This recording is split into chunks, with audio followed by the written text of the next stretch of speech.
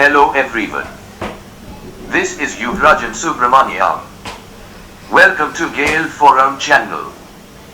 In this session, we would like to discuss about the complications and comorbidities of diabetes mellitus, such as acute complications, diabetes and cardiovascular diseases, diabetic eye disease, diabetic kidney disease, nerve and or vascular damage and diabetic foot complications, diabetes-related complications of pregnancy, complications in children type 1 and type 2 diabetes, the economic impact of complications and comorbidities.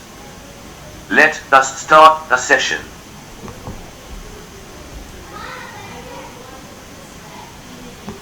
Diabetes complications and comorbidities. As we discussed in our previous video session, diabetes poses an immense global challenge. Individuals, families, communities, and economies are all threatened by the seemingly unstoppable rise of this disease. And diabetes is a personal and social calamity and imposes unacceptably high burdens on individuals, their families, and national economies. The numbers will continue to rise.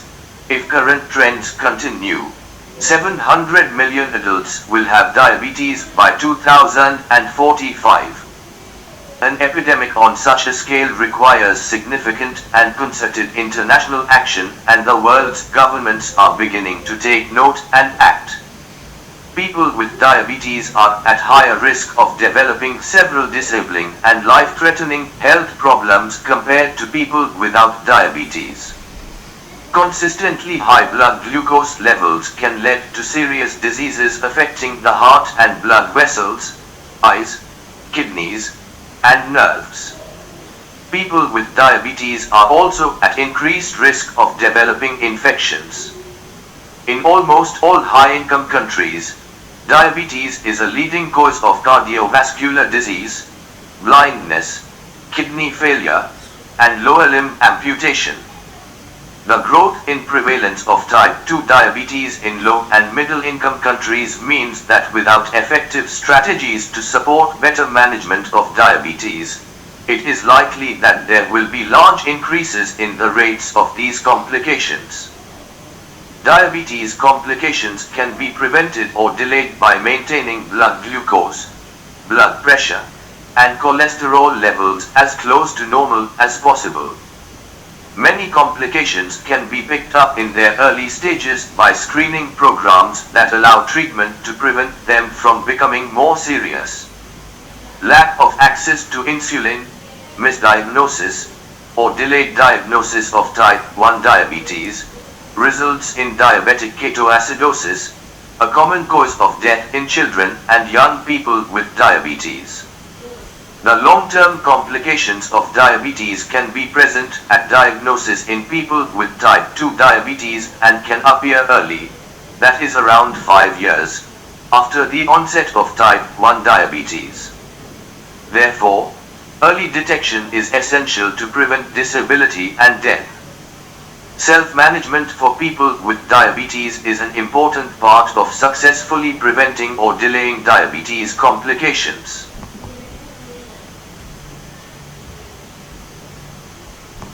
Acute complications. Acute diabetes complications resulting from extremes of blood glucose levels are common in type 1 diabetes and can occur, with certain medications, in type 2 diabetes and other forms of the condition as well. They can lead to permanent neurological consequences or death. If the initial diagnosis of type 1 diabetes is delayed, it typically presents with the buildup of ketones in the body, or diabetic ketoacidosis. It will also appear if blood glucose control is suboptimal.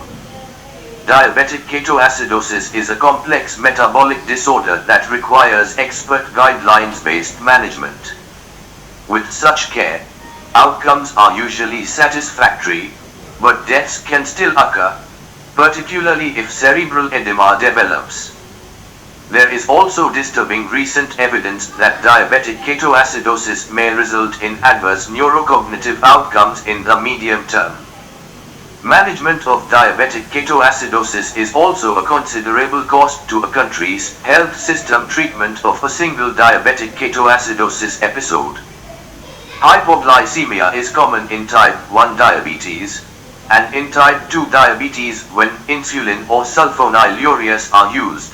A fine balance must be achieved between glucose-lowering medicines, food intake, and exercise. A rapid-acting carbohydrate such as a sweetened drink, glucose tablets, or sweets can treat mild hypoglycemia. Severe hypoglycemia occurs when the person with diabetes requires external assistance and can develop quickly into seizure and coma. Prompt treatment with glucagon or intravenous dextrose or glucose is required. Hypoglycemia may be implicated in some instances of dead in bed syndrome. These complications are even more dangerous in less resourced countries. Many health facilities are unable to perform the various laboratory tests needed to diagnose diabetic ketoacidosis nor to administer the fluids and insulin required by the infusion pump. An even greater problem is the misdiagnosis of diabetic ketoacidosis in new-onset type 1 diabetes in children, adolescents, and adults. Since type 1 diabetes is uncommon in many less resourced countries, health professional awareness is low, and glucose testing facilities are limited. As a result, the diagnosis of type 1 diabetes is often mistaken for diagnosis of malaria, pneumonia, gastroenteritis, typhoid, malnutrition, HIV, or other conditions. If the diagnosis of type 1 diabetes is delayed, diabetic ketoacidosis will follow, and the risk of morbidity and mortality rises. If missed entirely, the person will die. This may be the most common cause of death for children with type 1 diabetes globally. Severe hypoglycemia is also dangerous in less resourced countries and is likely to be more common where there is food insecurity. Glucagon is rarely available at home or even at hospitals, and access to intravenous glucose is difficult if the health facility is distant or has limited opening hours. The hyperglycemic hyperosmolar state can also occur in people with type 2 diabetes. The onset of hyperglycemic hyperosmolar state can be insidious, but it can progress to profound dehydration and electrolyte losses, with the risk of other complications. Accurate diagnosis and careful treatment are required to achieve good clinical outcomes. Although there are multiple precipitating causes, infections are the most common. Up to 20% of people with hyperglycemic hyperosmolar states do not have a previous diagnosis of diabetes. The elderly, the chronically ill, and institutionalized populations are at increased risk for hyperglycemic hyperosmolar state. Overall mortality for hyperglycemic hyperosmolar state is estimated at 5 to 20%, that is 10 times higher than that for diabetic ketoacidosis. Diabetes and cardiovascular diseases. Diabetes, and the continuum of blood glucose levels even below the diabetes diagnostic threshold, are associated with a wide range of cardiovascular conditions that collectively comprise the largest cause of both morbidity and mortality for people with diabetes. Systematic reviews indicate that the relative risk of cardiovascular diseases is between 1.6 and 2.6, but that the relative risk is higher among those of younger age and slightly higher in women. Across the full spectrum of fasting glucose, hemoglobin A1c, that is HbA1c, or 2-hour glucose test results, each standard deviation is associated with the 6 to 20% increased risk of cardiovascular disease events. Although rates of cardiovascular disease incidence and related mortality have declined substantially in many countries in recent decades, such data are limited to high-income countries that represent only about 10% of the world, leaving the status of trends and progress in most of the world unclear.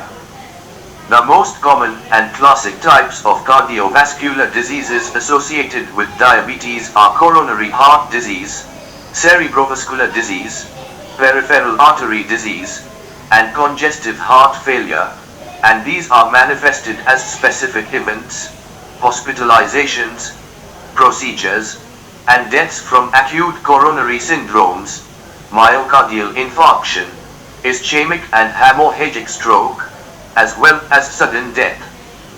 Peripheral artery disease is also a potent cause of lower extremity amputations. Collectively, cardiovascular diseases account for between 1/3 and 1/2 of all deaths. Elevated levels of blood glucose and diabetes themselves lead to increased risk of cardiovascular diseases through multiple mechanisms, including insulin resistance, inflammation, endothelial dysfunction, and the toxic effects of glucose on the microvasculature. Besides, elevated blood glucose levels are associated with a common set of other underlying metabolic risk factors, including hypertension, dyslipidemia, and central obesity. Risk is also strongly affected by smoking and by low levels of physical activity. This wide range of risk factors is accompanied by numerous opportunities to reduce risk.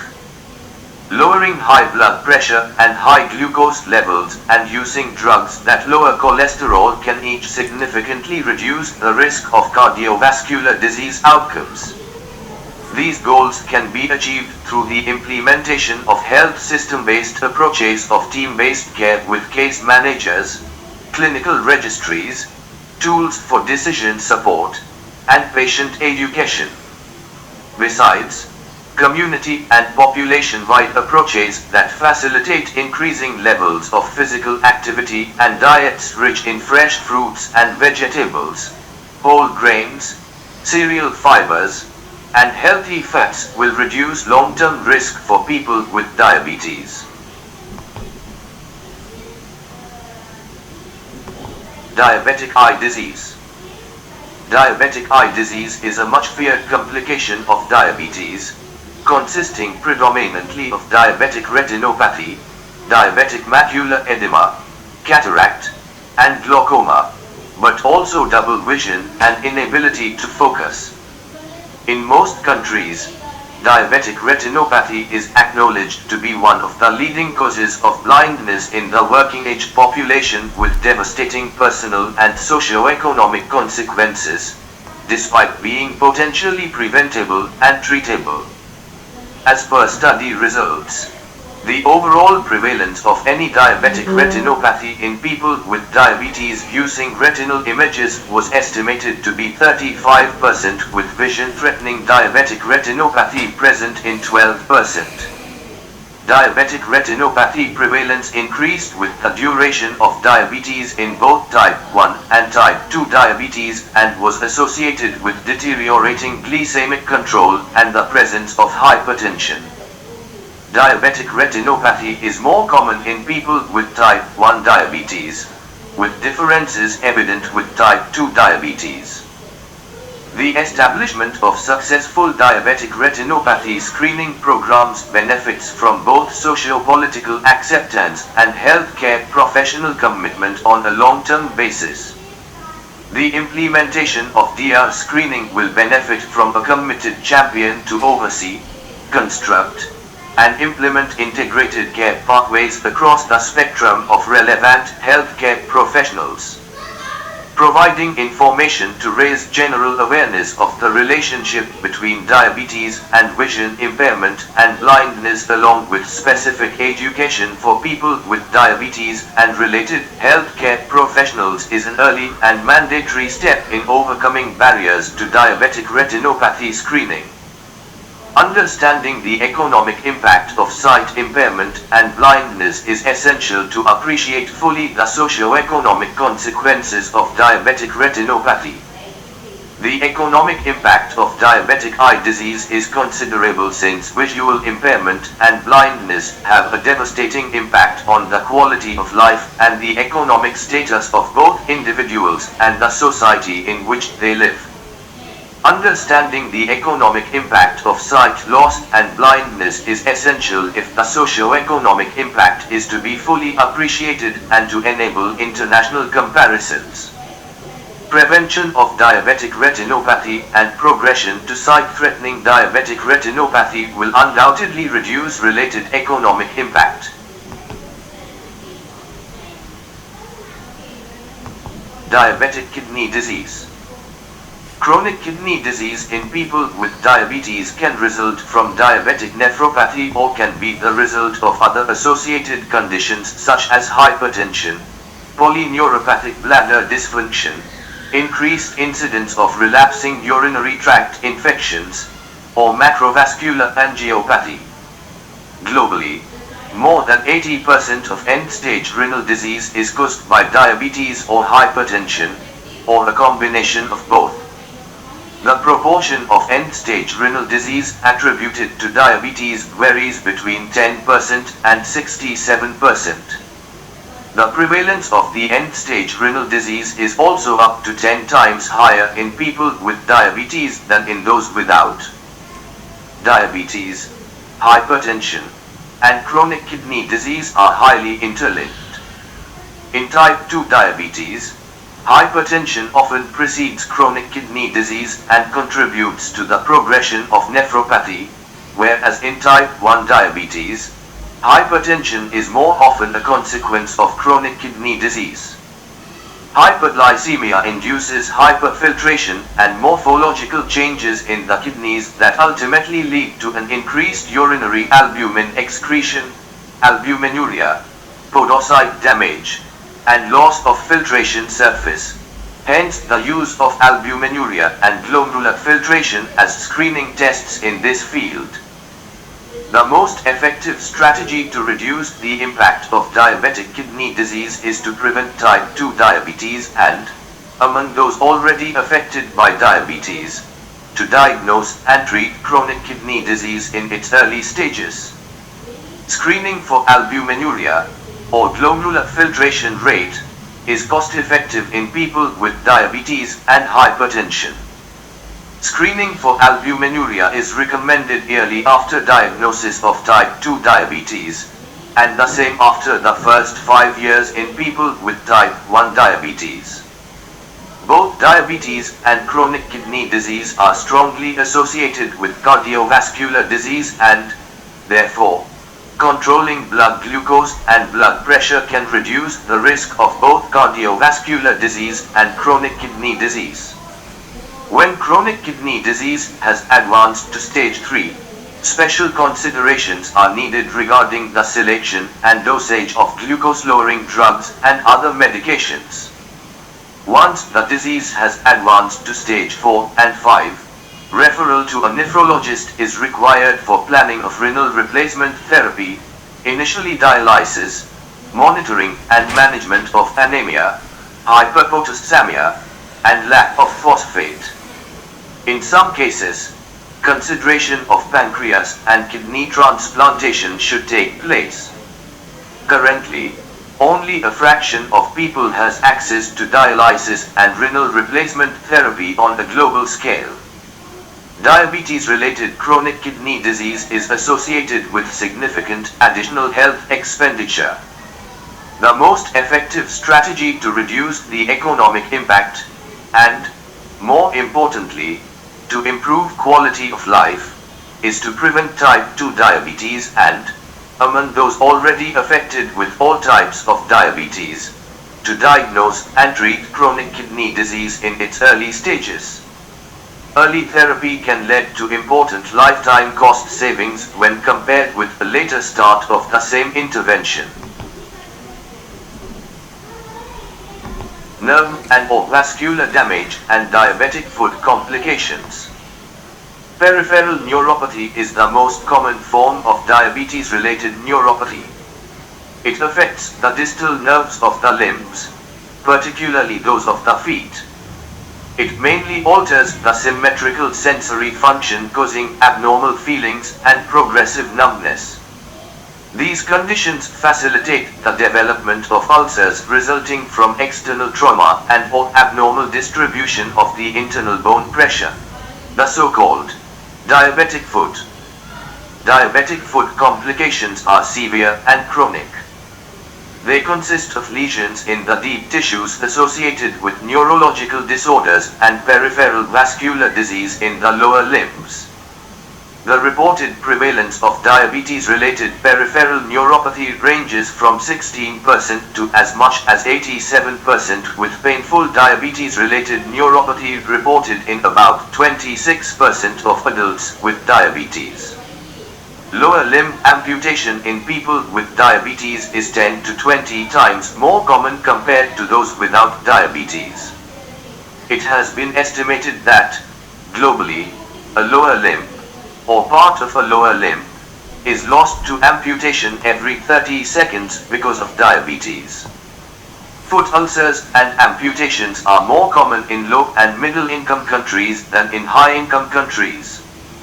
The annual incidence of foot ulceration among people with diabetes is about 2%. Approximately 1% of people with diabetes suffer lower limb amputation at some stage.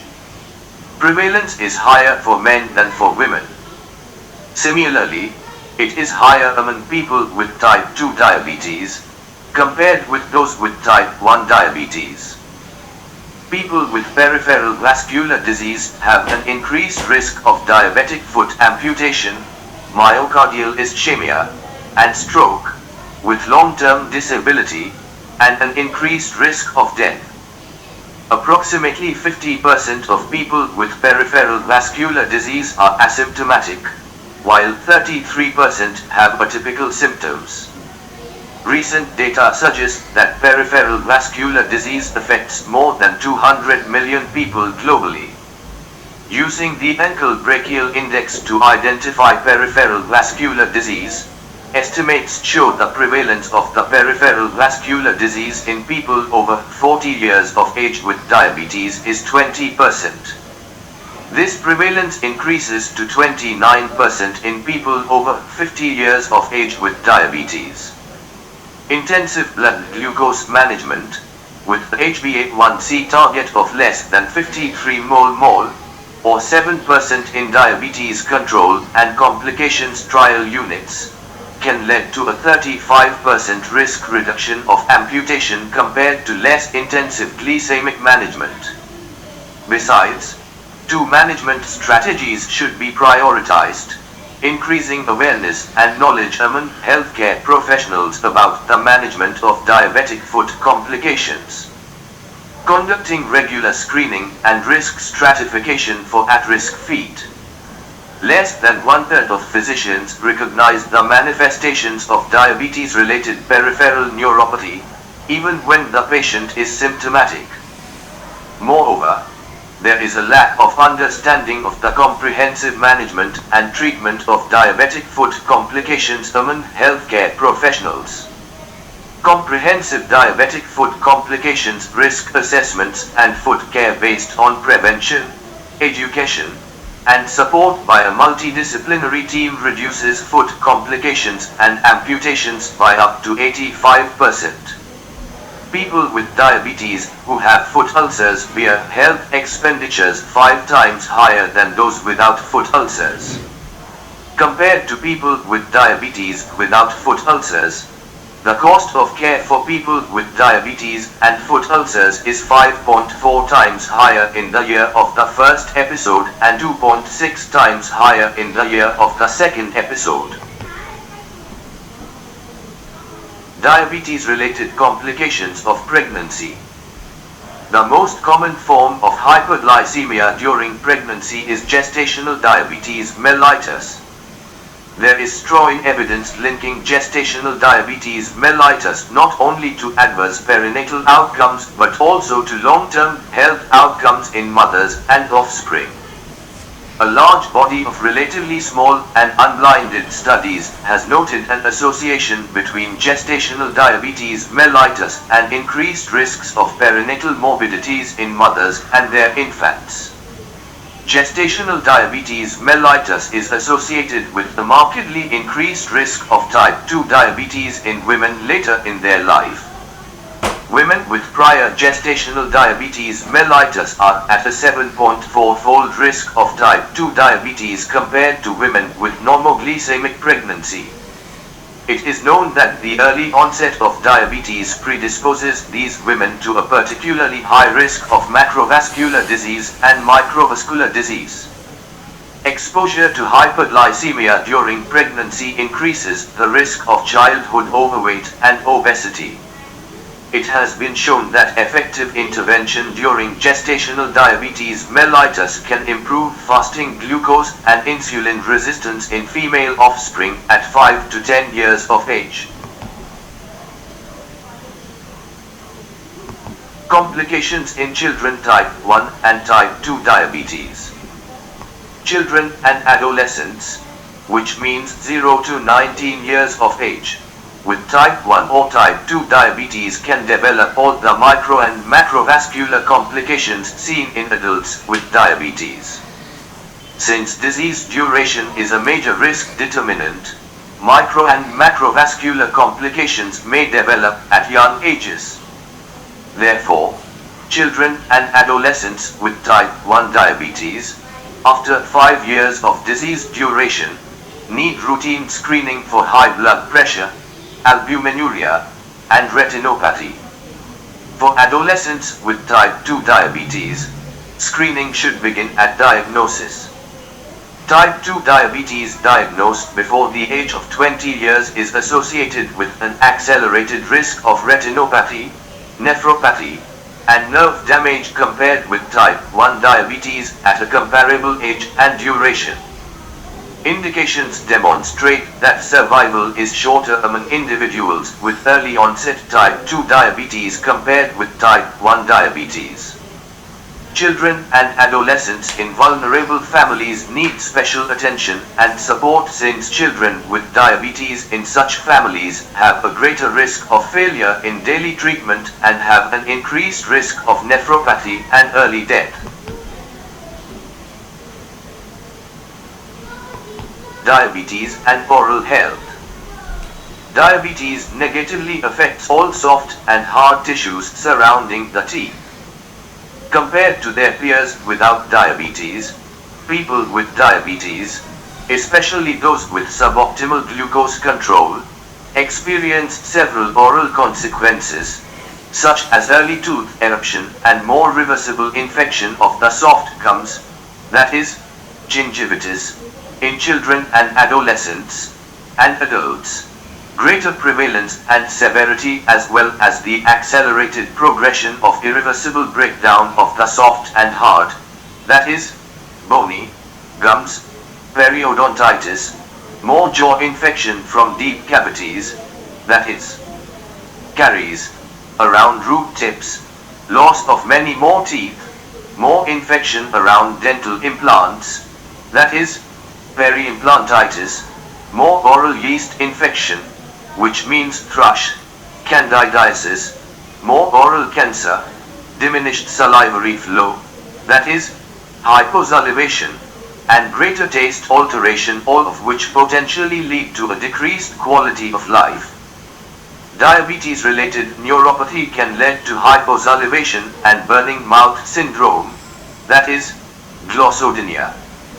The severity of diabetes-related retinopathy and the severity of periodontitis are associated, as are retinal and gingival hemorrhaging. Diabetes-related nephropathy is also associated with periodontitis. The result of untreated periodontitis is tooth loss. Missing or loose teeth cause both social and psychological harm, and trouble eating anything other than soft foods, some of which are high in fat, sugar, and salt. Non-surgical periodontal treatment, which means deep cleaning, consisting of removing soft, which means dental plaque, and hard, such as calculus, tartar, deposits on the teeth can be performed by dental care professionals in general dental surgeries. Several studies around the world report clinically significant reductions in HbA1c levels in type 2 diabetes 3 months post-treatment, with even greater reduction following extractions. Comorbidities, such as diabetes and cancer. A greater risk of cancer has been detected among adults with type 2 diabetes and those with a high body mass index, which means BMI, with the strongest associations found for breast and endometrial cancer in women and colorectal and intrahepatic, that is liver, cholangiocarcinoma in both sexes. The elevated cancer risk for these sites ranges from 20% higher risk, breast cancer, to a nearly twofold greater risk, such as endometrial and intrahepatic cholangiocarcinoma. Not only is the proportion of cancer cases attributable to high BMI and diabetes of considerable public health significance, but the degree of the effect is increasing and is forecast to continue to increase as the prevalence of overweight, obesity, and type 2 diabetes continue to rise. People with diabetes should be strongly encouraged by their healthcare professionals to undergo appropriate cancer screenings as recommended for all people in their age group and sex. Diabetes is associated with a lower risk for prostate cancer. Some metabolic factors associated with diabetes, such as reduced testosterone levels, may be involved. Most cancer cells express insulin and insulin-like growth factor 1, that is IGF-1, receptors. Once activated, these signaling pathways may stimulate multiple cancer phenotypes including proliferation, protection from apoptotic stimuli, invasion, and metastasis, potentially enhancing the promotion and progression of many types of cancer cells.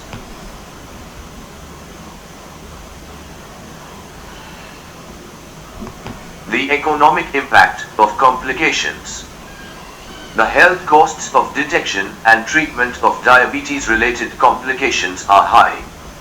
All the complications of diabetes, both acute and long-term, contribute significantly to the overall economic impact of the condition. This relates both to direct costs, for which the costs of hospitalization for diabetes complications are a major driver, and to indirect costs since complications are the most significant contributors to premature mortality, disability, and absenteeism. Personal concerns about the development of complications in the future and their potential impact on the quality of life mean that they are also significant contributors to the intangible costs of the condition, those resulting from worry, anxiety, discomfort, pain, loss of independence, and a host of other non-financial but crucially important features of living with diabetes. The early detection and improved management of diabetes complications will have benefits not only for the individuals with diabetes but also for the wider health economy. For example, intensive blood pressure control among people with type 2 diabetes and high blood pressure can be cost-saving compared with standard blood pressure control. Screening for diabetic retinopathy is very cost-effective compared with no screening, and comprehensive foot care can save costs by preventing ulcers in people with a high risk of ulcers compared with routine foot care.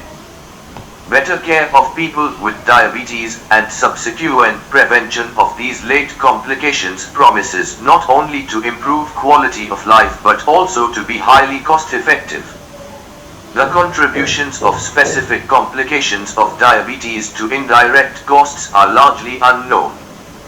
However, since premature mortality, disability, and absenteeism are overwhelmingly likely to be the result of complications, It follows that these are also likely to be the main drivers of indirect costs.